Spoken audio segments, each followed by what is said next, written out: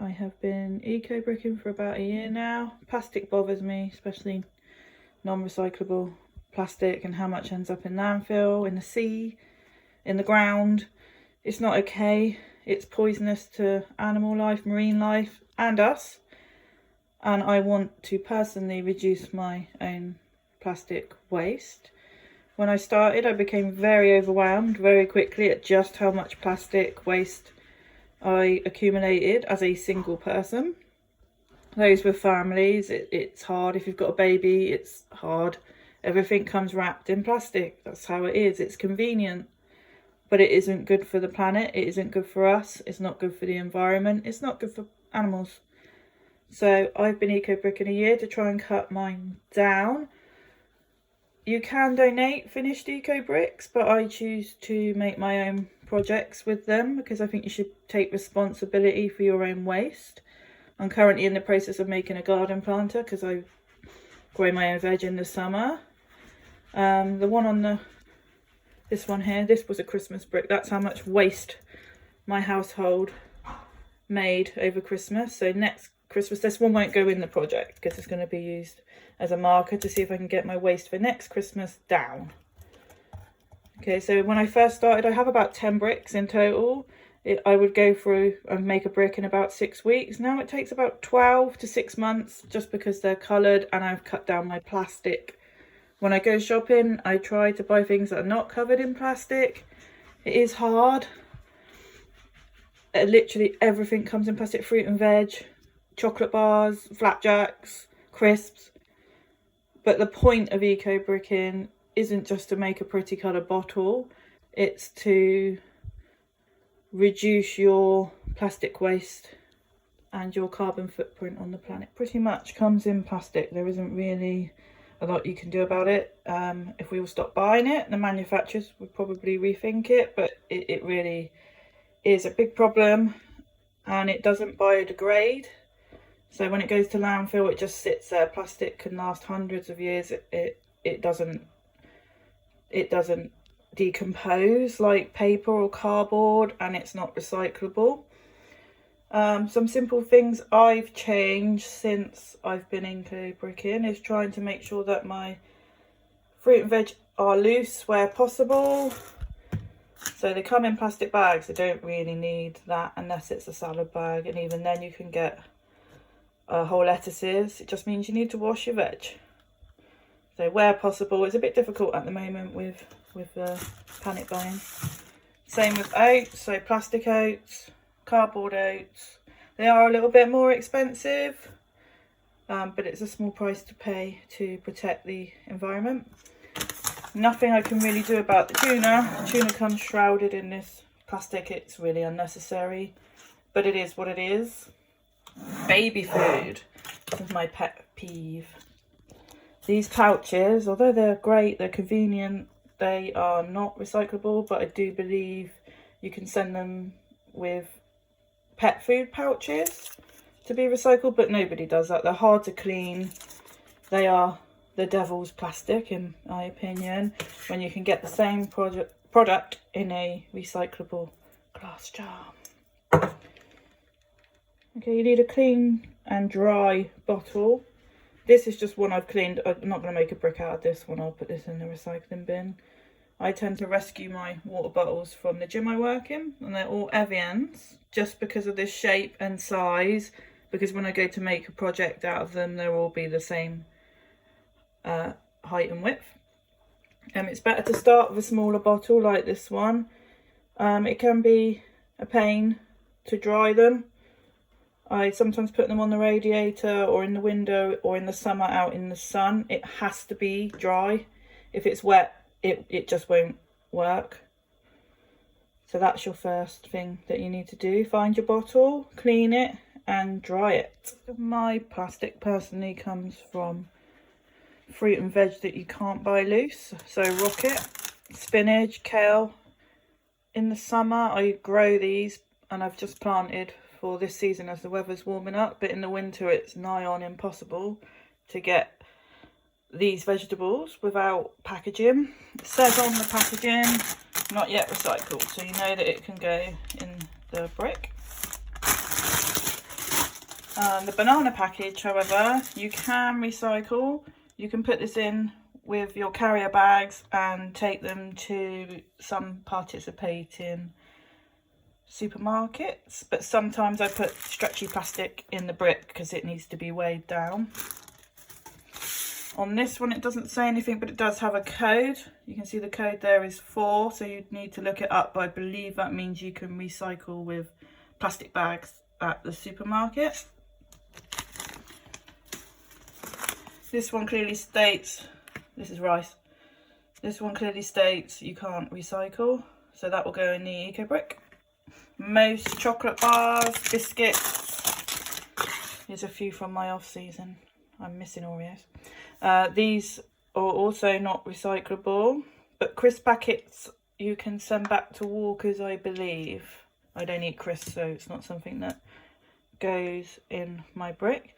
So before you choose what to put in, you need to check the labels to see whether it can be recycled elsewhere, whether it can go in your recycling bin. Most of it can't. And the non-recyclable stuff, the stuff that ends up in landfill, goes in your brick.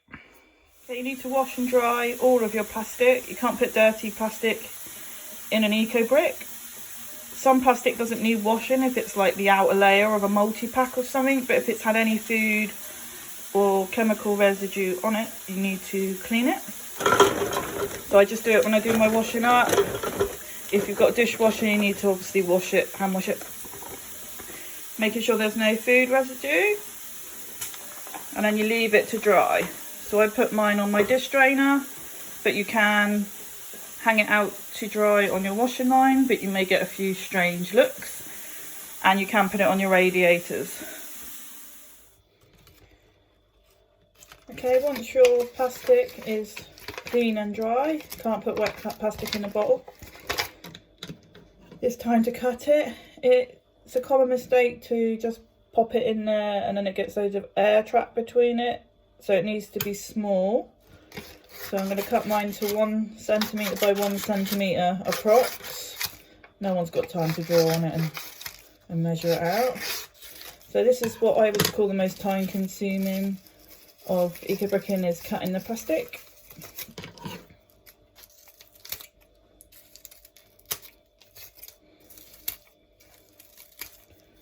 So I've got my nice little pieces of small plastic ready to go into my brick. I do sometimes cut it a bit bigger when I'm trying to weigh it down, when it comes to pushing the plastic down.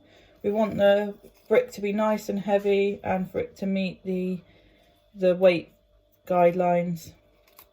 This is a new bottle I've started. I have several going on at one time just because at the moment I like to have the colour block bottoms, but for your first brick I wouldn't worry. This is a blue one with a block colour bottom.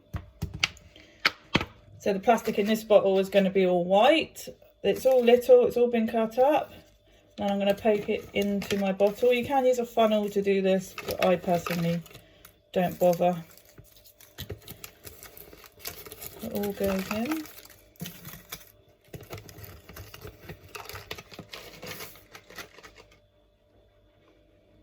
Okay, now I need to push it down.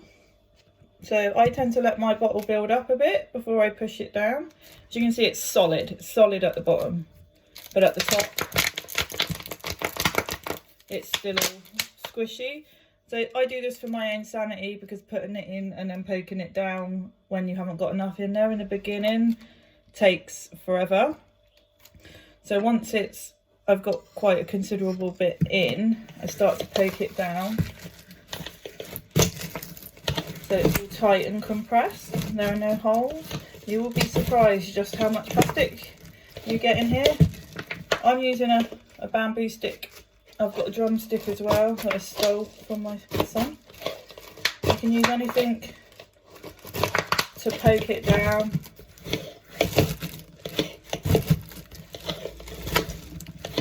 I sometimes do this when I'm watching telly or when I'm cooking dinner. You can see it all getting squished. I don't push down, I push out and to the side to fill the spaces. I don't know if you can see that. Yep. Okay, so this plastic will need to come off also. This will go in my white bottle just because I'm pedantic about colours. So you need to take that off.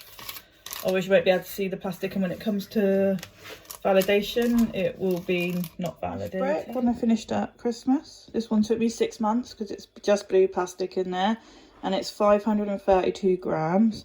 The minimum weight for this size bottle is 495, a 1.5 litre bottle.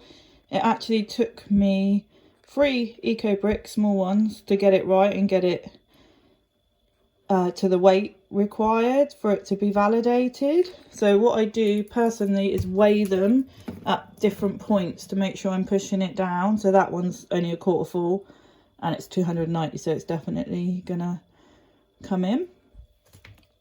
My orange one, can anyone tell I like Reese's? Again, that's only a quarter full and it's quite heavy already. Don't worry too much if your first bricks don't come in to weight. I've still got mine as a learning curve. You can still use them in projects as long as they're solid, but they just won't be validated on the GoBrick site. You need to register it on the GoBrick website. I log in with Facebook and made a little account, and all my bottles are on there. They will be validated within a few days or weeks. It depends how busy it is. They will give you a code for your bottle. So for this particular bottle it was 75145 and my bottle weighs 530 grams. I used a permanent marker pen, but nail varnish works just as well.